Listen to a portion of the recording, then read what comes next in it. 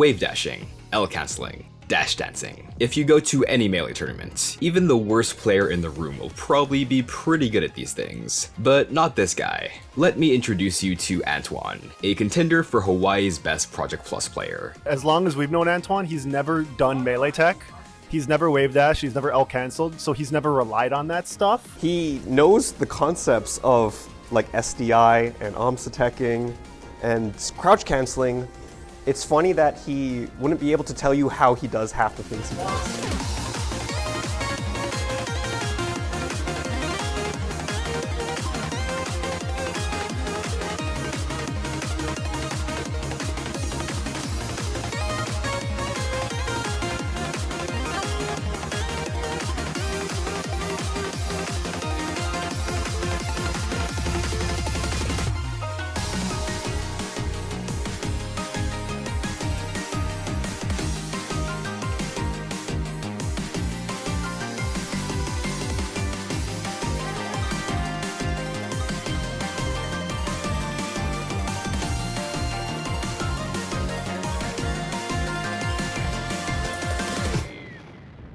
Antoine has been playing Project Plus for over a decade, and for most of that time, Zelda has been considered to be one of the game's worst characters. So after spending this much time with the game, why is he still playing a bottom tier? Truth be told, I suck with the other characters. When I watch like a cracked Lucario, I'm like, dude, I cannot.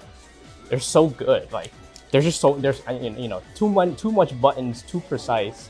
And I'm just like, damn, all I do is like, up smash. Though if you ask anyone that's played against Antoine what they think of his character choice, no one in the world, except for us, has ever played against Zelda. They think they have, but they haven't, right? And obviously that's not to say other Zeldas are bad. Obviously they're not. I'm sure I'd get bodied by like a whole bunch of really good mainland Zeldas. But they don't use the tools to the level that Antoine does. Zelda's toolkit actually makes her the character where playing without advanced tech comes with the fewest compromises. Let's get into them. Wave dashing is a critical tool for a lot of characters. It allows you to retreat while facing your opponent. This lets you use your best area denial tools in the correct direction. This is a lot less valuable for Zelda. She's actually more threatening when she's retreating, and it's all because of this one move. Melee Zelda sucks. She's so bad. But by retreating and controlling that space in front of her with back air, even in melee, that poses a very significant threat. Throughout the Smash series, Zelda's forward air and back air have been high risk, high reward moves. This tiny sweet spot is only active for a single frame, but if you hit it, your opponent will get sent flying. Though if you're just a little bit off, they'll get sent nowhere and you're in for a big punish. Project Plus is an incredibly fast game that gives your opponent plenty of tools to let them choose where they go even when they're getting hit. These things would make it really hard to get a single hit with a hitbox this tiny. So what did the developers do to keep these moves from being useless? All they had to do was increase the size of this tiny hitbox by a reasonable amount. And there you go. You see that big purple ball? That's the sweet spot now, and it lasts for as long as this move has an active hitbox. If you look at it in isolation, Zelda's back air is one of the best moves in the game. Massive disjointed sweet spot comes out on frame 5, which is 3 frames faster than forward air, deals 18 damage or 10 frames of shield stun on hit, and even if you get the sour spot, it still deals a respectable 8 damage. Oh yeah, and you can do it twice out of a short hop. Zelda could wave dash back and down tilt, or she can dash back and do this. Now, which of these do you think is easier to land? A big part of Antoine, a big part of Zelda is knowing the small times where you can hit him. Oftentimes, hit, hold, shield is the best option. Generally, Fox, you up throw. You want to jump up after them and do an aerial. But certain characters, they don't fall very fast. They go very far from the throw, and because they're heavy, they can act more quickly out of the throw. Most of the time, Zelda can get out. I would down throw fair, and then he meter cancels like fair me. I'm like, that doesn't feel right. She can just like sneak it in. It's just fast enough that she's able to sneak out the forward air before you're able to hit her. The kicks do have one problem though. When you land with an aerial, you go into a landing lag animation. The developers of Smash 64 knew that waiting through this animation before you were able to shield made the game feel unresponsive. So they added a mechanic where trying to shield just as you were getting into this animation lets you skip past it, letting you start shielding or doing any other grounded action much faster. This is L canceling. If there's one technique that every player should master first, this is it. Whenever we play like a different Zelda or a Zelda from the mainland, and like they do fair bear and they L cancel it, we're like, it's just like, well, that's not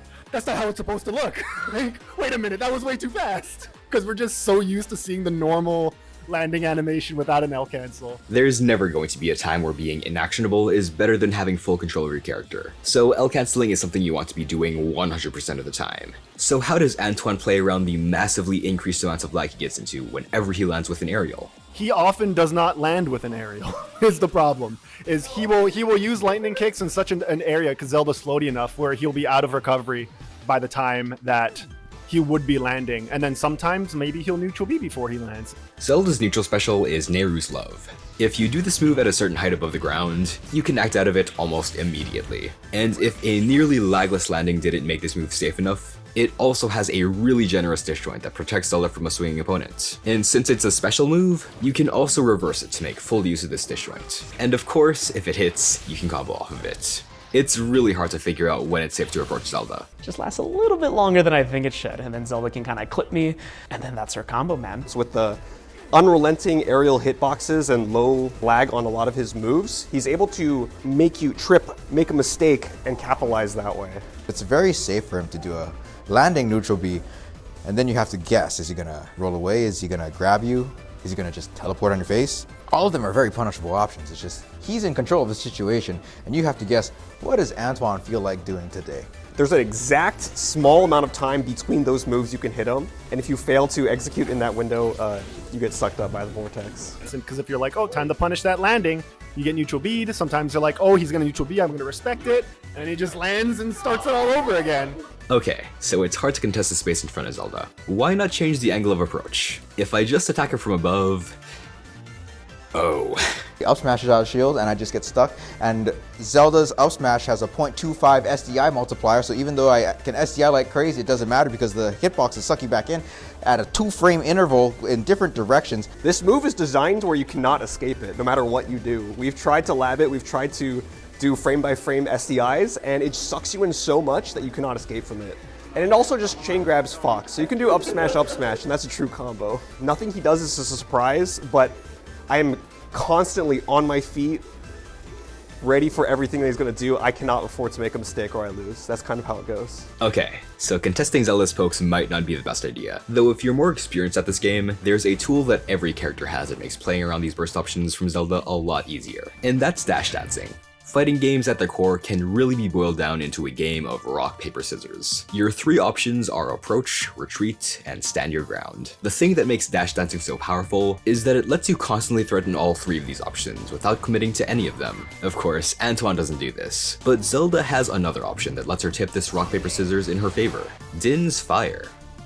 In the mainline Smash games, all you can really do with this move is try to hit your opponent. But here in Project Plus, landing a hit with this move probably isn't what you're going to be going for, because it can do so much more. After Zelda releases the Fireball, it becomes an active hitbox that lingers, acting as an incredibly powerful area denial tool. Your dash dancing options are going to be a lot more limited, because the part of the stage you'd want to be dash dancing around is being occupied by this flaming ball of death. He puts it above your shield, like, well, you can't jump now. You're gonna hit the fireball. I'm like, okay. And he likes to put it so close to you. Maybe sometimes, like, if you're on the, like, close to the ledge, you put it in front of you. But then now you can no longer dash in front, and you're like, your back's to the ledge. And you're like, he's using it to trap you, to corner you. And then he'll put the fireball in such a specific place that I'll either have to respect it, I'll have to get hit by it, I'll have to jump over it, and then mix that in with, now I'm gonna teleport. Where am I gonna be?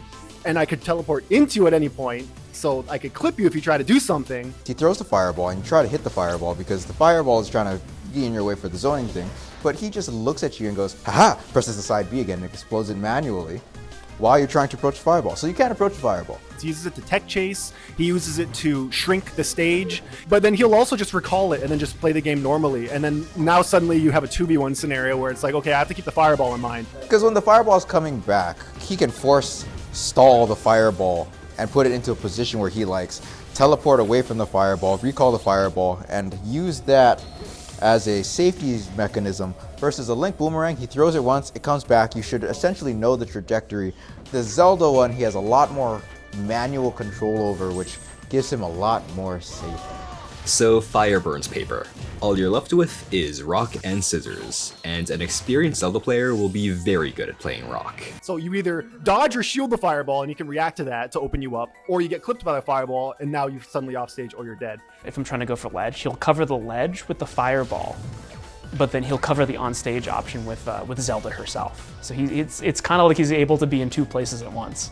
It always feels like a 2v1. It's like you're fighting Smash 4, Rosalina, and Luma. It's what it feels like sometimes. But this game plan does have a big weakness. It's really hard for her to take these defensive tools and turn them into offense. Or at least it would be if it wasn't for the final piece of Zelda's kit. Farore's Wind is a long-range teleport that you can cancel mid-animation to become actionable faster and reappear in a more precise location.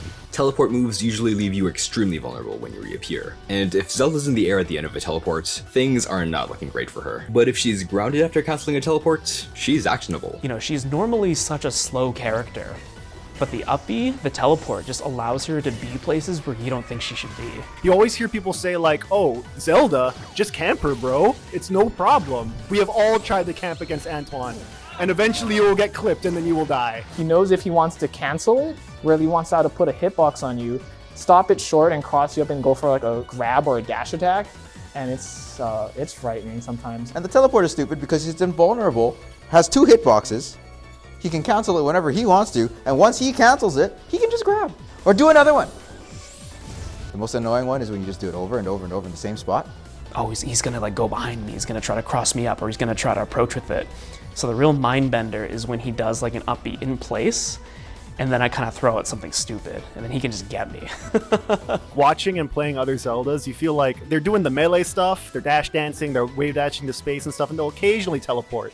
But Antoine can't do any of that other stuff. He only can teleport, and because of that, his teleports are insane. That's Zelda's shine. It's real fast. It's kind of a weak, but very, very disruptive hitbox. It'll get you right when you think, you know, you're not gonna get got.